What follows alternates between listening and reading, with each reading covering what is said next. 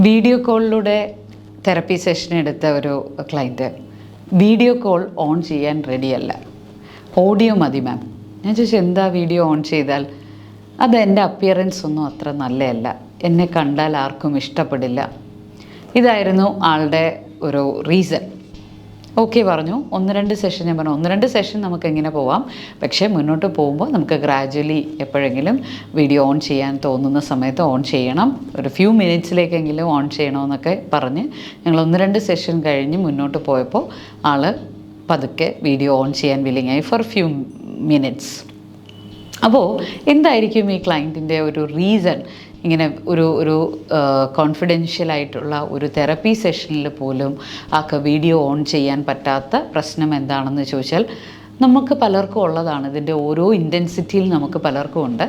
അതിനെ പറയുന്നത് low self എന്നാണ്. കുറച്ചുകൂടെ നമ്മൾ ഡീറ്റെയിൽഡായിട്ട് പറഞ്ഞാൽ ലോ സെൽഫ് കോൺഫിഡൻസ് എന്നുള്ളതാണ്. ഈ ലോ സെൽഫ് കോൺഫിഡൻസ് നമുക്ക് പല മേഖലകളിലുണ്ടാകാം. ചിലർക്ക് അവരുടെ അപ്പിയറൻസിലായിരിക്കും, ചിലർക്ക് അവരുടെ വർക്കിലായിരിക്കും, ചിലർക്ക് അവരുടെ ബുദ്ധിശക്തിയിലായിരിക്കും, ചിലർക്ക് പേഴ്സൺസ്, അതായത് റിലേഷൻഷിപ്പ് എസ്റ്റാബ്ലിഷ് ചെയ്യുന്നതിലായിരിക്കും. പക്ഷെ എവിടെയാണെങ്കിലും നമ്മളുടെ സെൽഫ് അങ്ങ് വളരെ ലോ ആയി പോയാൽ ഒരുപാട് ബുദ്ധിമുട്ടുകൾ നമ്മൾ ലൈഫിൽ അനുഭവിക്കേണ്ടതായിട്ട് വരും. അതിനകത്ത് വളരെ പ്രധാനപ്പെട്ട ഒരു ഡിഫിക്കൽട്ടി നിങ്ങളുമായിട്ട് ഷെയർ ചെയ്യാനും അതിനെ നമുക്ക് എങ്ങനെ ഓവർകം ചെയ്യാം എന്നുള്ളതുമാണ് നമ്മൾ ഇന്ന് നോക്കുന്നത്.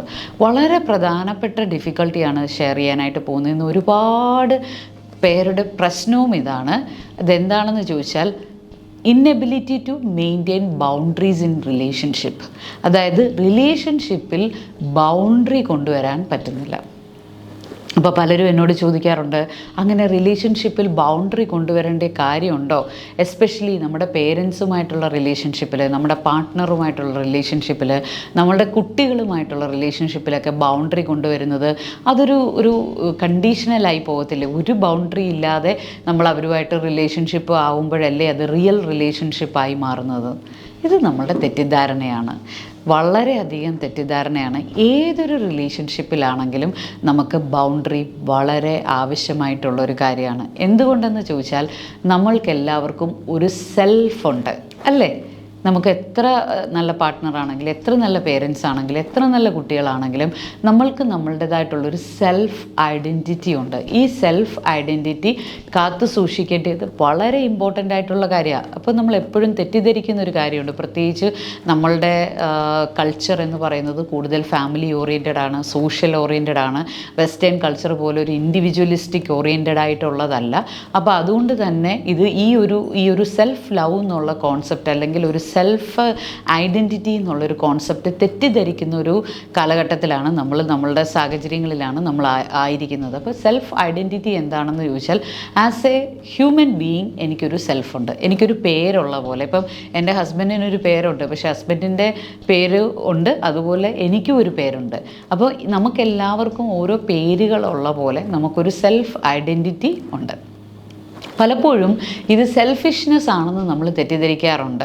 ഞാൻ ഭയങ്കരമായിട്ട് സ്വാർത്ഥനായിപ്പോയി അല്ലെങ്കിൽ സ്വാർത്ഥയായിപ്പോയി എന്നുള്ള ഒരു ചിന്തയല്ല കൊണ്ടുവരേണ്ടത്. നമ്മളുടെ സെൽഫിനോടുള്ള ഒരു സ്നേഹം, സെൽഫ് ലവ്, അത് വളരെ പ്രധാനപ്പെട്ടതാണ്. പലപ്പോഴും നമുക്ക് ഈ സെൽഫ് ലവ് ഇല്ലാത്തപ്പോൾ, ഒരു സെൽഫ് ഐഡൻറ്റിറ്റി ഇല്ലാത്തപ്പോഴാണ് ബൗണ്ടറി ഇല്ലാതെ നമ്മൾ ഭയങ്കരമായിട്ട് അറ്റാച്ച്ഡ് ആയി പോകുന്നത്. അതിനെ പറയുന്നത് അറ്റാച്ച്മെൻ്റ് എന്നല്ല, ഡിപ്പെൻഡൻസ് എന്നാണ് പറയുന്നത്. പിന്നെ ആ വ്യക്തി ഇല്ലെങ്കിൽ നമുക്ക് മുന്നോട്ട് പോകാൻ പറ്റാത്ത വല്ലാത്തൊരു പ്രയാസം. ഇനി ചിലരുടെ ബൗണ്ടറി എങ്ങനെയാണെന്ന് ചോദിച്ചാൽ, അവർക്ക് ഈ ബൗണ്ടറി ഒന്നും ഇടാൻ അറിയാത്തതുകൊണ്ട് കംപ്ലീറ്റ്ലി ഇഗ്നോറിങ്. എനിക്ക് ഒരു മനുഷ്യനും വേണ്ട, എനിക്ക് ജീവിക്കാൻ ആരും വേണ്ട, എനിക്ക് കൂട്ട് വേണ്ട എന്നൊക്കെ പറയുന്ന ഒരുപാട് മനുഷ്യരെ ഞാൻ കണ്ടിട്ടുണ്ട്. പക്ഷേ ജീവിതത്തിൻ്റെ അവസാനത്തിൽ അവർ ചിന്തിക്കുന്നത്, എന്നെ ആരെങ്കിലും ഒന്ന് ചേർത്ത് പിടിക്കണം, ആരുടെയെങ്കിലും മടിയിൽ എനിക്കൊന്ന് കിടക്കണം, അല്ലെങ്കിൽ ഒരു സ്വാന്തനം വേണം, ഒരു നല്ല നോട്ടം ആരുടെയെങ്കിലും കയ്യിൽ നിന്ന് വേണം. അത് സ്വാഭാവികമാണ്. കാരണം മനുഷ്യനായത് എന്നാണെന്ന്, ഇൻ ദ സെൻസ് മറ്റു മമേലിയൻസിൽ നിന്ന് മനുഷ്യന് വ്യത്യാസം വന്നത് എന്ന് തൊട്ടേ ആണെന്ന് പഠനങ്ങൾ ആന്ത്രപ്പോളജിക്കൽ സ്റ്റഡി ആൻഡ് സൈക്കോളജിക്കൽ സ്റ്റഡിയിൽ വന്നിരിക്കുന്നത് മനുഷ്യൻ കൂട്ടമായിട്ട് പരസ്പര സഹകരണത്തോടു കൂടി ജീവിക്കാൻ തുടങ്ങിയപ്പോഴാണ് അവൻ്റെ ഫ്രോണ്ടൽ ലോബും പ്രീ ഫ്രോണ്ടൽ ലോബൊക്കെ ഡെവലപ്പായത്. അതായത് മനുഷ്യൻ്റെ വൈകാരിക ബുദ്ധി, വൈകാരിക തലം, ബുദ്ധിശക്തി, ജീവിത നൈപുണ്യങ്ങളൊക്കെ വർദ്ധിച്ചു വന്നതെന്നാണ് പഠനങ്ങൾ സൂചിപ്പിക്കുന്നത്. അപ്പോൾ അതുകൊണ്ട് നമുക്ക് ഒറ്റയ്ക്ക് ജീവിക്കുക എന്ന് പറയുന്നത് അസാധ്യമായിട്ടുള്ളൊരു കാര്യമാണ്. എപ്പോഴും നമുക്ക് പരസ്പര വിധേയത്വത്തോടു കൂടി ഇൻ്റർ ഡിപ്പെൻഡൻ്റ് ആയിട്ട് മാത്രമേ നമുക്ക് ജീവിക്കാനായിട്ട് സാധിക്കത്തുള്ളൂ. അപ്പോൾ ബൗണ്ടറി സെറ്റിംഗ് എന്ന് പറയുമ്പോൾ ഒട്ടും ബൗണ്ടറി ഇല്ലാത്തതും അല്ലെങ്കിൽ ടു മച്ച് ബൗണ്ടറി എടുത്ത് ഞാനൊരു ഇൻഡിവിജ്വലിസ്റ്റിക് ആയിട്ട് ജീവിക്കുന്നതുമല്ല. നമുക്ക് ലോ സെൽഫ് നിന്ന് നമ്മളുടെ സെൽഫ് ഒരു നല്ല സെൽഫിലേക്ക്, ഗുഡ് സെൽഫിലേക്ക് വരണമെങ്കിൽ തീർച്ചയായിട്ടും നമ്മൾ എന്ത് പ്രാക്ടീസ് ചെയ്യണം? ബൗണ്ടറി സെറ്റിംഗ് പ്രാക്ടീസ് ചെയ്യണം. അത് രണ്ട് എക്സ്ട്രീംസിലല്ല, എല്ലാ റിലേഷൻഷിപ്പിലും നമുക്ക് എവിടെ ബൗണ്ടറി സെറ്റ് ചെയ്യണം, അതായത് ഓവറായിട്ട് ഡിപ്പെൻഡൻ്റ് ആയി പോകാതെയും കംപ്ലീറ്റ് ഇൻഡിപെൻഡൻ്റ് ആയി പോകാതെയും ഒരു ഇൻ്റർ ഡിപ്പെൻഡൻസിൽ ബൗണ്ടറി സെറ്റ് ചെയ്യാനുള്ള സ്കില്ല് നമ്മളെല്ലാവരും നേടിയെടുക്കേണ്ടത് ആവശ്യമാണ്. അങ്ങനെ നേടിയെടുത്തെങ്കിൽ മാത്രമേ നമ്മളുടെ സെൽഫിനെ മോട്ടിവേറ്റ് ചെയ്ത് എന്നാൽ സോഷ്യൽ റിലേഷൻഷിപ്പിൽ മുന്നോട്ട് പോകാനായിട്ട് സാധിക്കത്തുള്ളൂ.